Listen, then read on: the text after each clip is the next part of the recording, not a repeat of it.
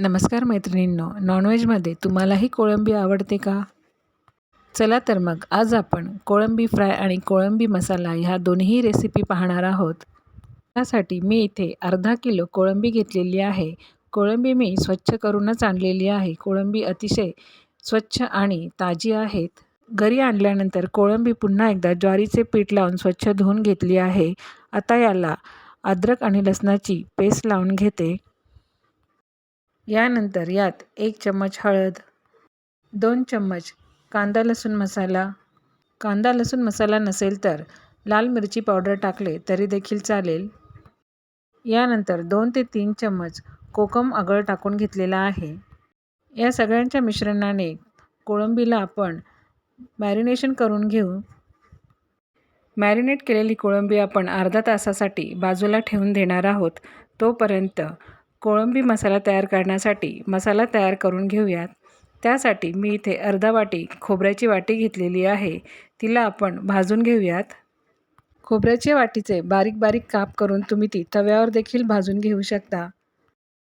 खोबऱ्याबरोबरच मी 2-3 कांदे आणि 2 टमाटे देखील भाजून घेतलेले आहे. तसेच एका बाजूला धणे देखील भाजून घेत आहे. धणे भाजून झाल्यानंतर काही खडे मसाले म्हणजे 2 तेजपान, 2-3 लवंगा, 4-5 काळी मिरी, 1 साधी वेलची, 1 मसाला वेलची, चम्मच मोहरी, 2-3 लवंगा आणि अगदी थोडीशी दालचिनी हे देखील थोडेसे तेल टाकून भाजून घेते. अगदी थोडेसेच तेल टाकून सुगंध येईपर्यंत आपल्याला हे भाजून घ्यायचे आहे. यात मी तीळ देखील टाकून घेतले आहे. तीळ देखील आपल्याला भाजून घ्यायचे आहे. पॅन हा गरमच आहे, त्यामुळे तीळ टाकल्यावर लगेचच गॅस बंद करून घ्यायचा. तीळ हे पटकन भाजल्या जाते. यात मी 2 लाल मिरच्या देखील भाजून घेतल्या. ह्या अगदी ऑप्शनल आहेत. असतील तर त्या भाजून घ्याव्या, नसतील तरी देखील चालेल. खडे मसाले भाजतानाच यामध्ये मी 2 इंच अद्रकाचे बारीक बारीक तुकडे करून ते देखील टाकून घेतले. त्याचप्रमाणे 10-15 पाकळ्या लसणाच्या देखील टाकून घेतल्या आहे. हे देखील आपल्याला भाजून घ्यायचे आहे. खडे मसाले सगळे भाजून झाले आहे. आता मिक्सरमध्ये ते पहिल्यांदा वाटून घेते आणि कांदा खोबऱ्याचं वाटण हे सेपरेट वाटून घेते. खडे मसाले वाटतानाच त्यामध्ये कोथिंबीर देखील टाकून बारीक करून घेतली आहे.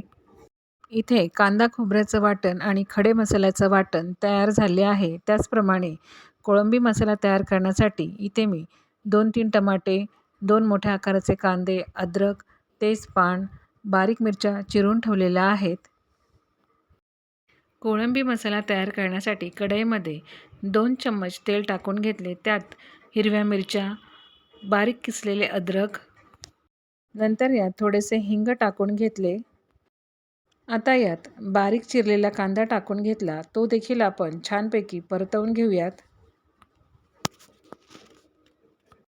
कांदा छान परतला गेलेला आहे. आता यामध्ये बारीक चिरलेला टोमॅटो देखील टाकून घेतला. तो देखील मऊ होईपर्यंत शिजवून घेऊयात.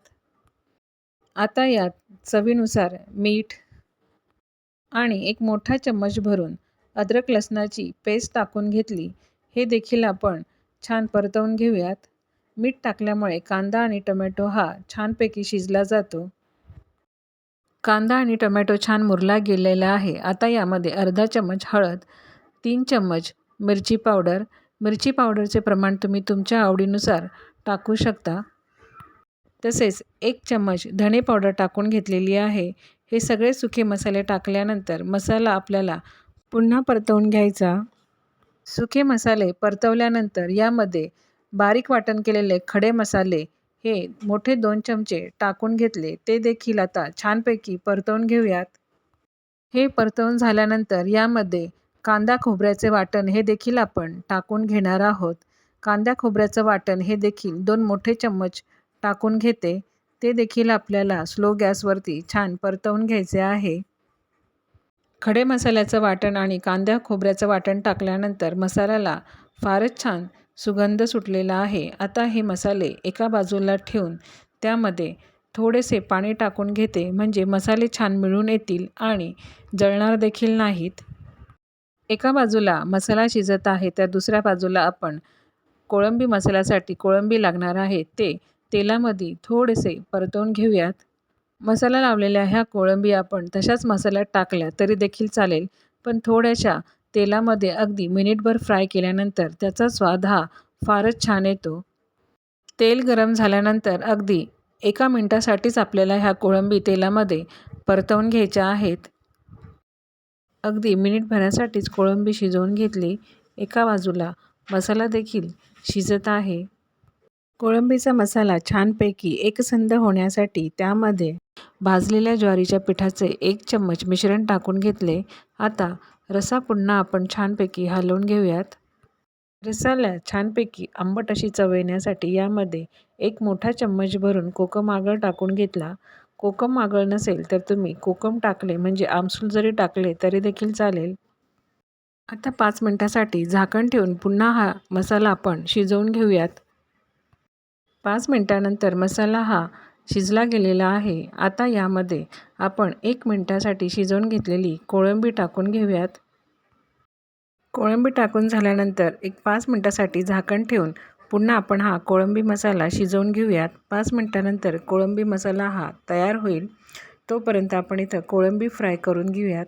यासाठी मी इथे 2 चम्मच तांदळाचे पीठ आणि 5 ते 6 चम्मच रवा घेतलेला आहे. कोळंबीचे प्रमाण हे जितके असेल त्या प्रमाणामध्ये आपल्याला रवा आणि तांदळाचे प्रमाण हे वाढवायचे आहे. या रव्यामध्ये मी 2 चम्मच तिखट मसाला टाकून घेतला आणि चवीनुसार मीठ देखील टाकून घेतलेले आहे. आता मॅरिनेट केलेली कोळंबी यामध्ये ठेवून त्यावर छान रवा आणि तांदळाचे कोटिंग करून घेते. कोटिंग केलेल्या ह्या कोळंबी आपण पॅनमध्ये शॅलो फ्राय करून घेणार आहोत. अगदी क्रिस्पी होतपर्यंत हे आपल्याला शॅलो फ्राय करायचे आहेत. अगदी 5 मिनिटातच ही कोळंबी आपली मस्तपैकी क्रिस्पी फ्राय होते. अशी ही फ्राय केलेली कोळंबी चवीला फार छान लागते. यामध्ये काटा हा नसतोच, त्यामुळे लहान मुलांना ही कोळंबी फारच आवडते. पहा, मस्त अशी क्रिस्पी अशी कोळंबी आपली तयार झालेली आहे आणि एका बाजूला कोळंबी मसाला देखील तयार झालेला आहे. एका ताटामध्ये मस्त गरमागरम ज्वारीची भाकरी, फ्राय केलेली कोळंबी, कोळंबी मसाला आणि कोकमचे तिवळ द्यावे. अतिशय टेस्टी अशी ही डिश तयार झालेली आहे. मस्त अशी ही रेसिपी तयार करून पहा. फारच भन्नाट होते आणि रेसिपी आवडल्यास व्हिडिओला लाईक करा, शेअर करा आणि सबस्क्राईब करा. धन्यवाद.